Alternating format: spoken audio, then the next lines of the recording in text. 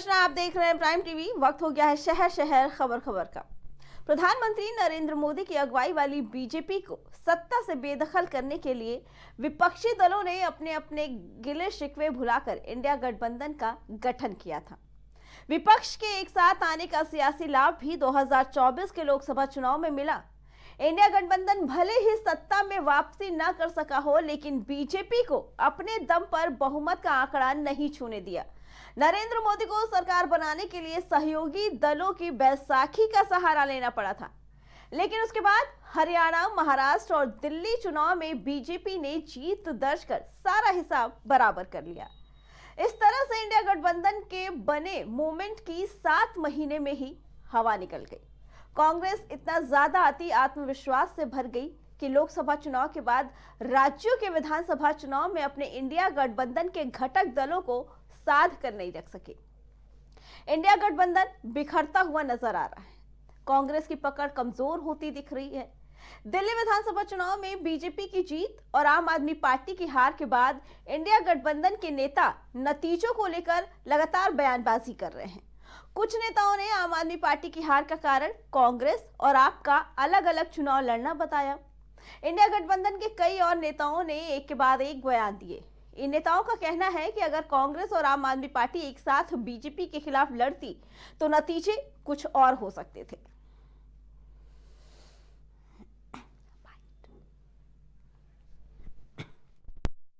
India गठबंधन मजबूत होगा। नहीं, लेकिन हरियाणा इंडिया गठबंधन और मजबूत होगा। हम और आप लोग अपनी कई बार हार से बहुत कुछ सीखते हैं।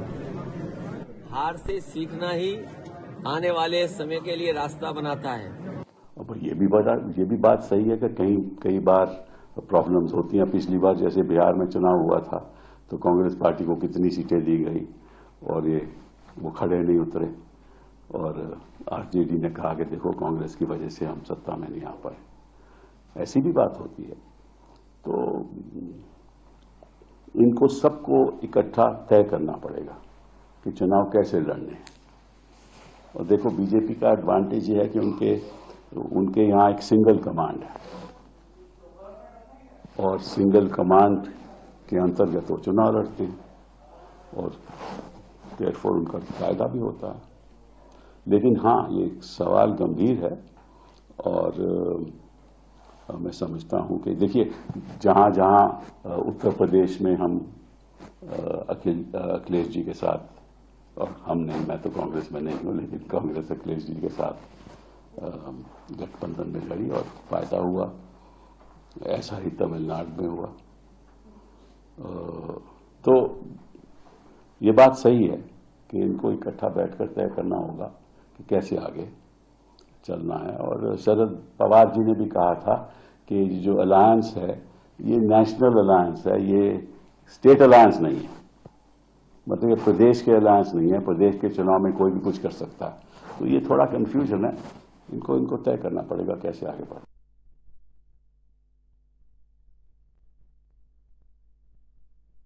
गठबंधन में दरार होती नजर आई है।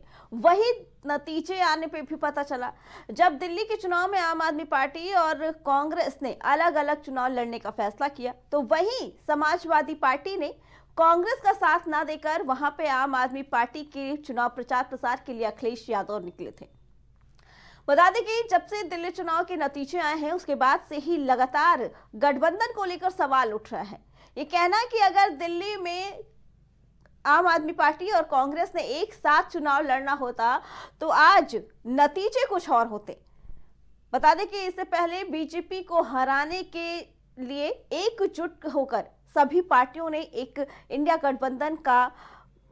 गठबंधन बनाया था और काफी मजबूती से चुनाव लड़ा था, जिसका असर भी देखने को मिला था लोकसभा चुनाव में। बता दें कि दिल्ली लोकसभा चुनाव में 2024 में भाजपा ने सरकार बनाया, लेकिन पार्टियों के सहयोग से अकेले दम पर सरकार बनाने में सक्षम नहीं थी, तो इसलिए उसे गठबंधन का सहारा लेना पड़ा। तो वहीं जब अलग अलग राज्यों के चुनाव हुए, वो चुनाव हमें देखने को मिले हरियाणा, महाराष्ट्र और दिल्ली में, तो उस वक्त इंडिया गठबंधन ने अलग अलग चुनाव लड़ने का फैसला किया, जो देखने को मिला कि दिल्ली में हार का सामना करना पड़ा आम आदमी पार्टी को।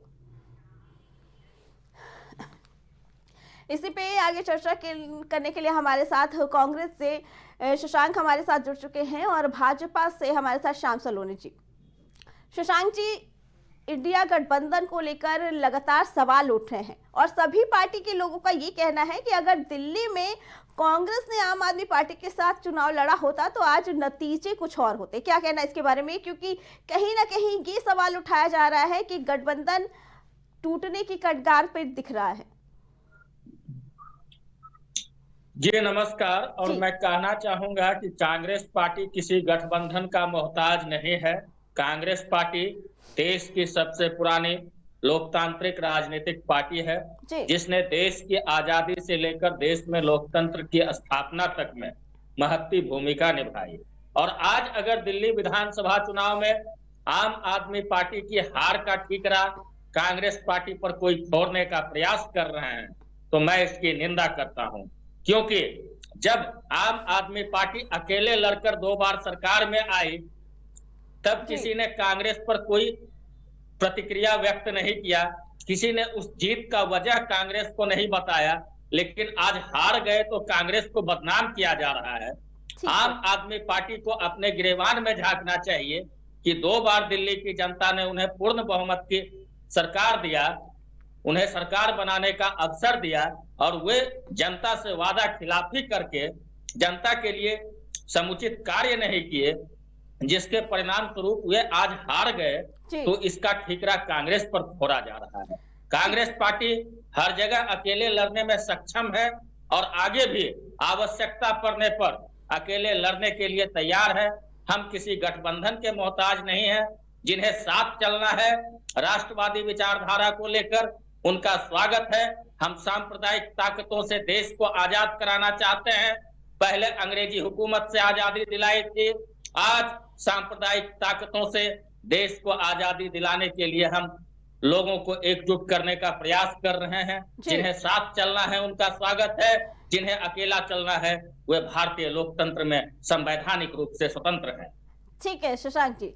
श्याम सलोनी जी, क्या कहना है शशांक जी की बात का, क्योंकि उनको कहना है कि कांग्रेस अकेले चुनाव लड़ने के लिए सक्षम है, लेकिन वही जब से नतीजे आए हैं तब से लगातार सवाल उठाए जा रहे कांग्रेस को लेकर कि अगर कांग्रेस ने चुनाव लड़ा होता आम आदमी पार्टी के साथ तो आज नतीजे कुछ और होते। वहीं जहां एक तरफ सपा मुखिया का ये कहना है कि अब गठबंधन को एक होना होगा, मजबूत होना होगा ताकि आने वाले चुनाव में नतीजे देखे जाए।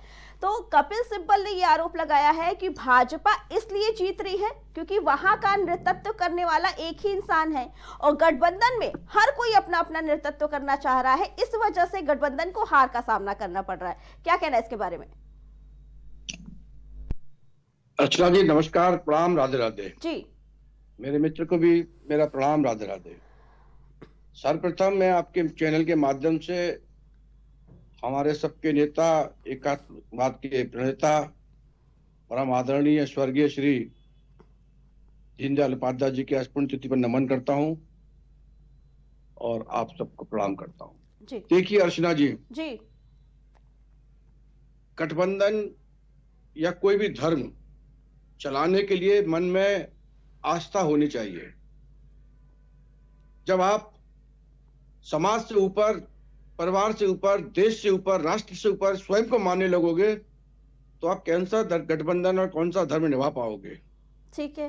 अरे कुछ नहीं है तो इंडिया गठबंधन जिन्होंने बनाया ये घमंडिया गठबंधन था। हमारे प्रधानमंत्री जी ने कहा था कि ये घमंडिया लोग हैं, तो ऐसे ही नहीं कहा था, क्योंकि वो घमंडिया हैं। आज सबको दिखाई दे गया होगा, घमंड इस तरह कूट कूट के इनके अंदर भरा हुआ है कि अपने अलावा दूसरे को कुछ समझते ही नहीं है। ठीक है। आज मोदी जी एक बहुत बड़ा उदाहरण है इस देश के लिए। विपक्षी पार्टियों को चाहिए राष्ट्र हित में, अपने हित में, अपनी पार्टियों के हित में कम से कम मोदी जी से यही सीख लें कि धर्म कैसे निभाया जाता है। भारतीय जनता पार्टी जब पूर्ण रूप से सरकार में थी पिछली बार, तब भी उन्होंने पूरे धर्म को, गठबंधन को निभाया। अपने सभी साथियों को, जो भी हमारे साथी हैं, सबको वही सम्मान दिया जो सम्मान हमको उनके जरूरत पर पड़ता है। तो ये होती है राष्ट्र की भावना। जो भावना हमारे मोदी जी में है, भारतीय जनता पार्टी के एक एक देवतुल्य कार्यकर्ता में है। कुछ नहीं तो ये इंडी गठबंधन वाले कम से कम इतना ही सीख ले भारतीय जनता पार्टी से कि कोई भी धर्म निभाया कैसे जाता है। ये किसी धर्म को नहीं निभाते हैं, क्योंकि ये क्षेत्रीय लोग हैं, हर जगह अपना प्रभाव दिखाना चाहते हैं। इनके अंदर केवल अपने परिवारों को बढ़ाने की प्रबलता है, इसलिए इनका गठबंधन बिखरता है। और जब इस मानसिकता के लोग, अर्चना जी, राजनीति करेंगे तो फिर जनता उनको कहीं भी आने नहीं देगी। जनता एक बार धोखा खा सकती है, लेकिन बार बार नहीं खा सकती है। इसलिए इनसे मैं आपके चैनल के माध्यम से जितने भी विपक्ष के लोग सुनते हैं, वो उनसे निवेदन भी कर रहा हूं उनके हित में कि कम से कम मोदी जी से ये सीख लें कि गठबंधन कैसे चलाया जाता है, राष्ट्र के प्रति समर्पण कैसे किया जाता है। एक समर्पण की भावना लाइए, तब जाकर के आप राजनीति कर सकते हो, नहीं तो आप परिवारों के हित में अपने लगे रहोगे। ठीक है श्याम सलन जी, शशांक जी से जानना चाहिए। शशांक जी, ये आरोप लग रहे थे कि जैसे कि भाजपा सरकार है, भाजपा के लोग अपने छोटे घटक दलों का भी ध्यान रखते हैं, उन्हें जोड़कर एक साथ रखते हैं, लेकिन जब राज्यों के चुनाव हुए उस वक्त गठबंधन के घटक दल आपस में लड़ रहे थे, उन लोगों ने आपस में एकता नहीं नजर आई। जब हरियाणा चुनाव हुए थे, कांग्रेस को ये भरोसा था कि हम अपने दम पर चुनाव जीत जाएंगे, आम आदमी पार्टी से के साथ चुनाव नहीं लड़ा गया। यही देखने को मिला दिल्ली में कि आम आदमी पार्टी को ये अति विश्वास था कि हम जीत जाएंगे, इसलिए कांग्रेस का साथ नहीं लिया। क्या लगता है कि इंडिया गठबंधन में ये जो एक दरार नजर आ रही है, जैसा कि विपक्षी दल, जैसा कि बीजेपी के लोगों का कहना है कि जो गठबंधन में दरार नजर आ रही है वो कहीं ना कहीं अति आत्मविश्वास की वजह से है? शशांक जी, हमारे गठबंधन में दरार की चिंता हमारे विरोधी साथियों को करने की आवश्यकता नहीं है। इस पर मंथन करने में हम लोग सक्षम हैं और हम लोगों को किस प्रकार से राजनीति करनी है, किस प्रकार से देश के विकास को करना है, इसकी चिंता करने में हम लोग सक्षम हैं। और जिस प्रकार से अभी अभी हमारे साथी प्रवक्ता कह रहे थे कि हम यह इंडिया गठबंधन नहीं घमंडिया गठबंधन है, हम लोगों में घमंड है, तो मैं बताना चाहूंगा, मैं इस बात को स्वीकार करता हूं कि हमारे अंदर घमंड कूट कूट कर भरा हुआ है। हमें घमंड इस बात का है कि हमने अंग्रेजी हुकूमत के खिलाफ लड़ाई लड़ी, हमने देश को आजादी दिलाई, इस बात का घमंड है। हमारे नेतृत्व ने देश में लोकतंत्र की स्थापना किया, हमें इस बात का घमंड है। हमें इस बात का घमंड है कि हमारे कांग्रेस पार्टी की ओर से शहादतें हुई है, चाहे स्वतंत्रता के पूर्व रही हो या स्वतंत्रता के बाद रही हो, और आज भी हम लोग बलिदानों के लिए तैयार हैं। हमें इस बात का घमंड है। हमने राष्ट्र की उन्नति के लिए कार्य किए, देश के लोगों के रोजी रोजगार के लिए काम किए, देश के जनता को शिक्षित बनाने की दिशा में काम किया। हमें इस बात का घमंड है और सदा रहेगा हमारा घमंड, हमारा घमंड कायम रहेगा। ठीक है श्याम सलोनी जी, आज अखिलेश यादव का एक बयान आया, उनका कहना है कि अब इंडिया गठबंधन को और मजबूत होना होगा और हार से सीख लेनी होगी। लेकिन इससे पहले जब चुनाव हुए थे, कांग्रेस की तरफ से जब सीटें मांगी गई थी तो अखिलेश यादव ने ही सीट नहीं दी थी, बाद में 2 सीटें दी थी, वो भी चुनाव लड़ने के लिए फिर कांग्रेस ने मना कर दिया। क्या लगता है कि जो दरार नजर आ रही है कहीं ना कहीं सपा की तरफ से ही देखने को मिली? क्योंकि आज अखिलेश यादव का एक तरफ ये कहना है कि गठबंधन को मजबूत होना होगा, हार से सीख लेनी होगी, लेकिन यही जब दिल्ली चुनाव हो रहे थे, प्रचार प्रसार की बात हुई थी, तो उन्होंने कांग्रेस का साथ ना देकर आम आदमी पार्टी के लिए प्रचार प्रसार किया। क्या कहना है इसके बारे में? देखिए अर्चना जी, अखिलेश यादव जी बहुत शातिर किस्म के नेता हैं, ये एक परिवारवादी व्यक्ति हैं। अब इनको ये एहसास हो चुका है कि इनकी पार्टी का अस्तित्व बिल्कुल गर्त में जा रहा है, खतरे में है। ठीक है, इसलिए अब ये इस तरह की बातें कर रहे हैं कि गठबंधन निभाना होगा, क्योंकि इन्हें पता है कि अगला चुनाव उत्तर प्रदेश का आएगा 2027 में। अब इनको ये चिंता सता रही है।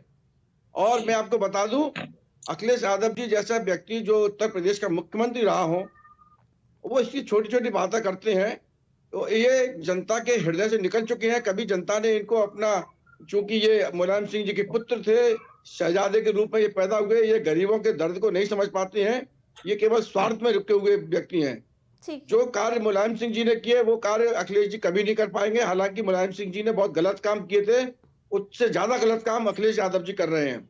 फिर भी मुलायम सिंह जी जनता से जुड़े हुए व्यक्ति थे, इसलिए 3 बार मुख्यमंत्री बने थे। ठीक है। अखिलेश यादव जी जनता से नहीं जुड़ रहे हैं। सबसे बड़े घमंडिया तो यही हैं। पूरे इंडिया गठबंधन में सबसे बड़े घमंडिया जो व्यक्ति थे वो जी, तो यही क्या 2-3 लोग हैं। गठबंधन में जो दरार नजर आ रही है एक, वो उसकी शुरुआत कहीं ना कहीं सपा की तरफ से ही रखी गई है, की गई है? बिल्कुल रखी गई है सपा की तरफ से। ये जैसे अभी हमारे प्रवक्ता बोल रहे थे कांग्रेस पार्टी के कि ये किसी विरोधी को जरूरत नहीं है। इनसे पूछे विरोधी है कौन? ये आपस में एक दूसरे के विरोधी हैं। ये आपस में एक दूसरे से चुनाव लड़ रहे हैं। ये कहीं पर अपनी भारतीय जनता पार्टी से चुनाव नहीं लड़ते हैं।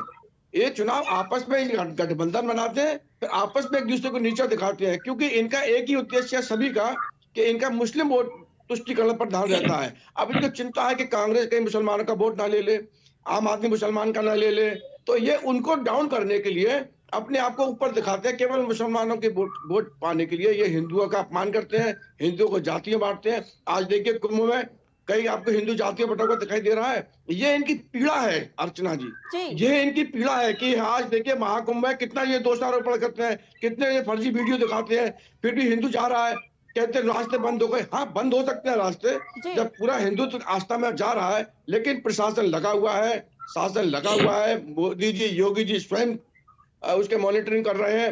हमारे भारतीय जनता पार्टी के एक कार्यकर्ता वहां लगे हुए हैं। कहना चाहेंगे कि अखिलेश यादव शुरुआत में कह रहे थे कि जो छवि जो बताया जा रहा है कि लाखों की संख्या में लोग आ रहे हैं दर्शन करने, वो सिर्फ झूठ है, क्योंकि बसें खाली जा रही है, ट्रेन खाली जा रही है। लेकिन अब वो ऐसी तस्वीरें शेयर कर रहे हैं जिसमें रोड पे जाम नजर आ रहा है, तो ये भी तो उनकी दोहरी बात ही हुई।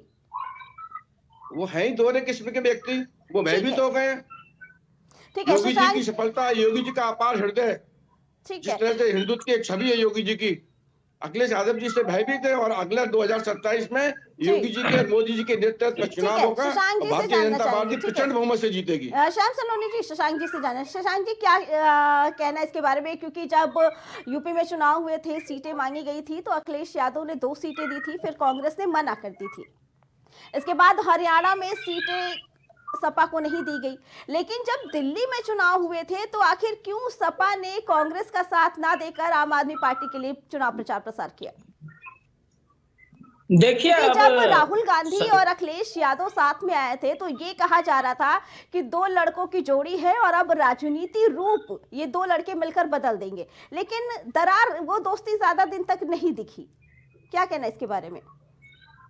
देखिए, समाजवादी पार्टी की अपनी विचारधारा है और हमने उनके साथ गठबंधन किया। समय के साथ हमारा गठबंधन बरकरार भी रहा और जहां तक संभव हुआ हमने समाजवादी पार्टी के साथ संबंध बनाए रखने के लिए बिना चुनाव लड़े उनको समर्थन किया, बिना किसी लोभ मोह के, बिना एक सीट लिए उनको समर्थन दिया कि हमारी विचारधारा मजबूत हो, हमारा गठबंधन मजबूत हो।